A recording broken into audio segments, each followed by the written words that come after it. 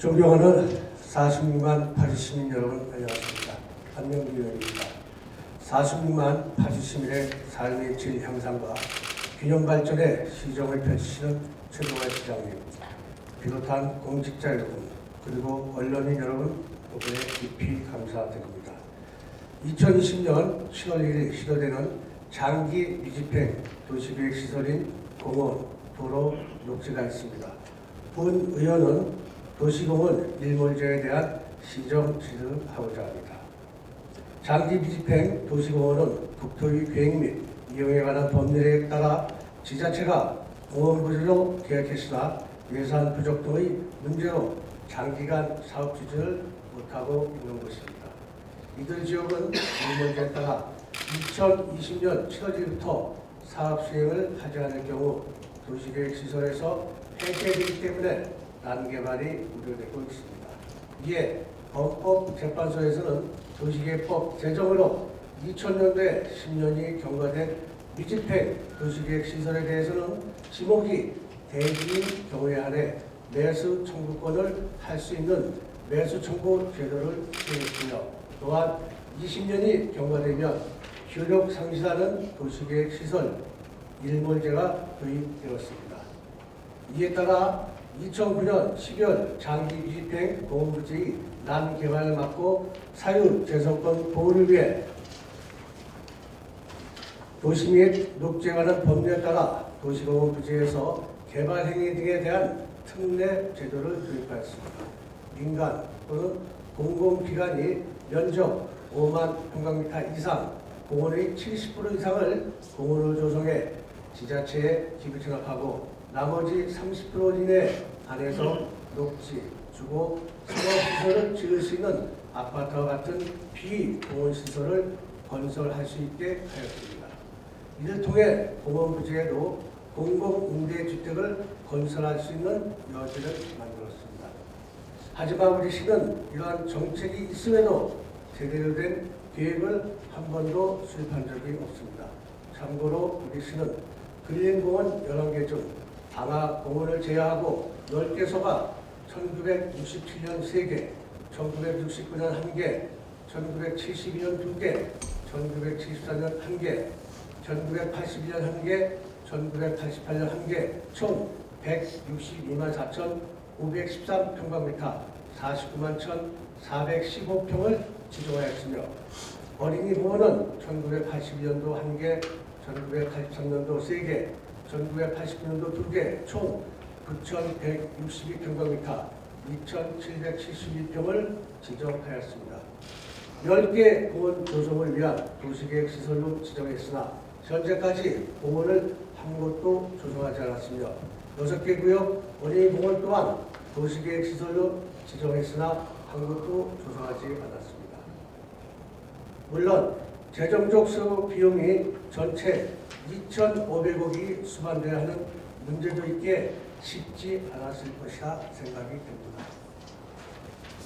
본 의원은 이 기회에 도심 속 도시공원 조성이 어렵다면 도심지 주변에 거처가 공원을 만들 것을 정책적으로 제안합니다. 자연 친화적 도시 토지용 이용 편의성 제고에 관한 계획을 일체적이고 종합적으로 검토하여 계획적 개발을 통한 쾌적한 도시환경 조성과 이용을 도모하며 거점화할 수 있는 구역이 바로 도시자연공원입니다.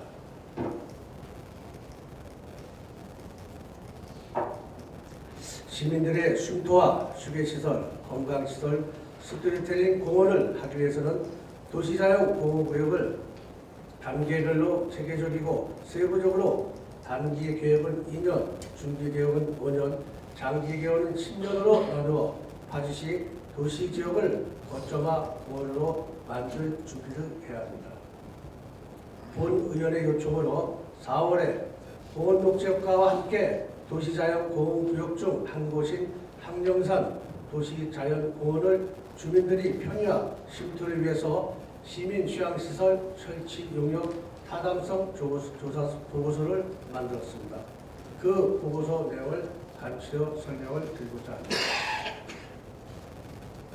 도심 속 자연환경 이야기, 스토리텔링이 있는 항령산 시민수양시설 설치 사업에 대해 말씀드리겠습니다.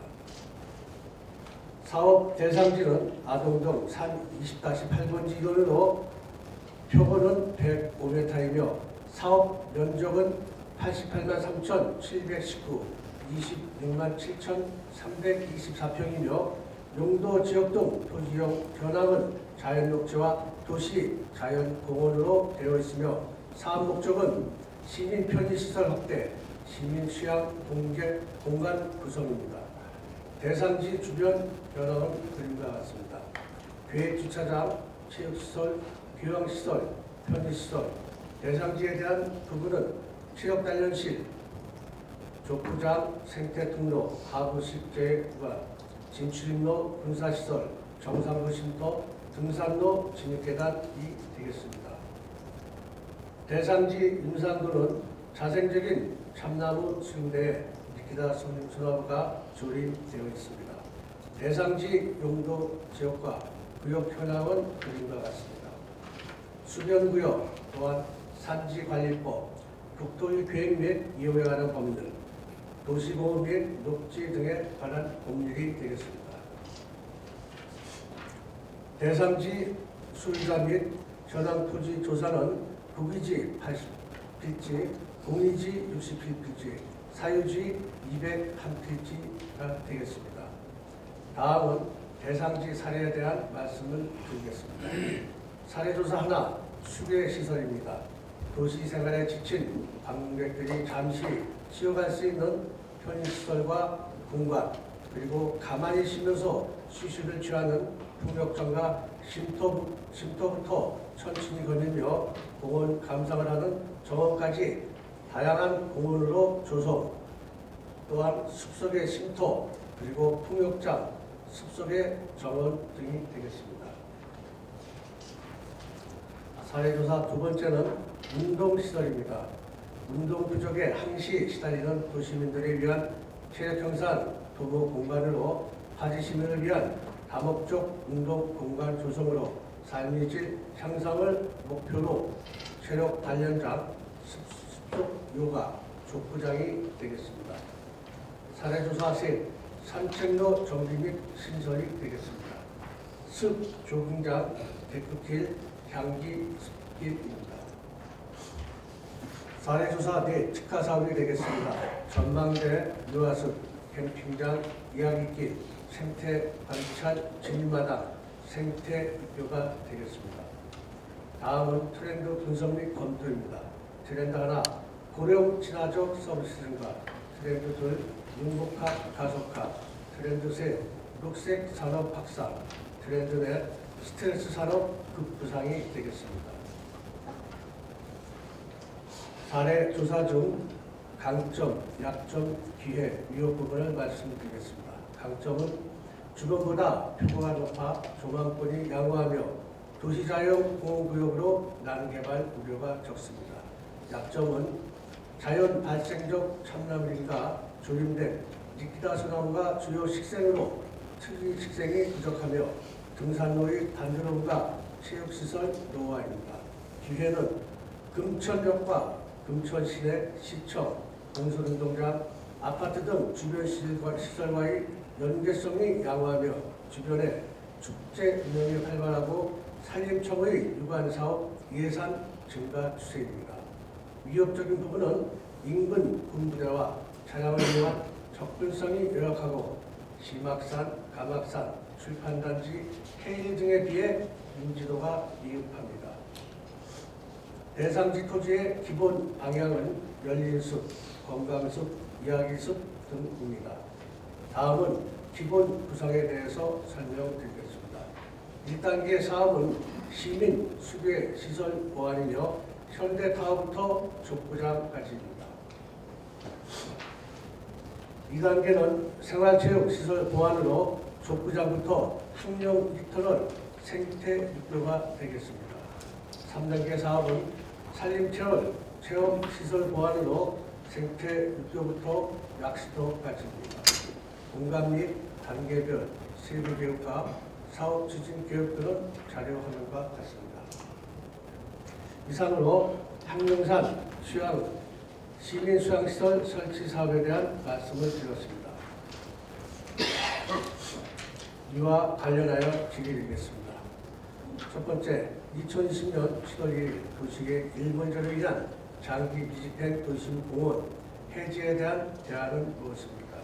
두 번째, 도시자연공원 이용객의 요구 및 산림여가 트렌드를 고려하여 도시 자연 경관을 보호하고 시민의 건강, 휴양 및 정서 생활을 향상시킨 것이 도시자연공원의 지정 목적인데 도시 재생 방식의 국가 공모 사업에 대한 준비가 필요합니다.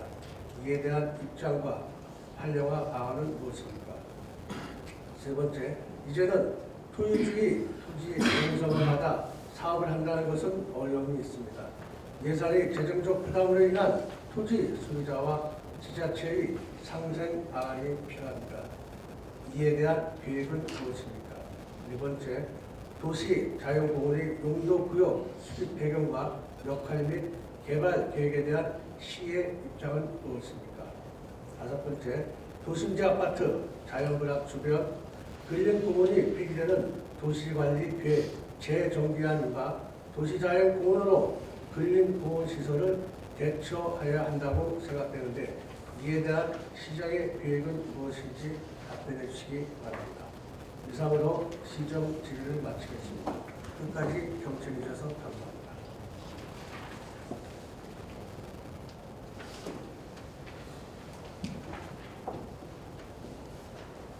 먼저 존경하는 안명교 의원님께서 질문하신 장기 미집행 도시공원 일몰제 대안에 대하여 답변드리겠습니다.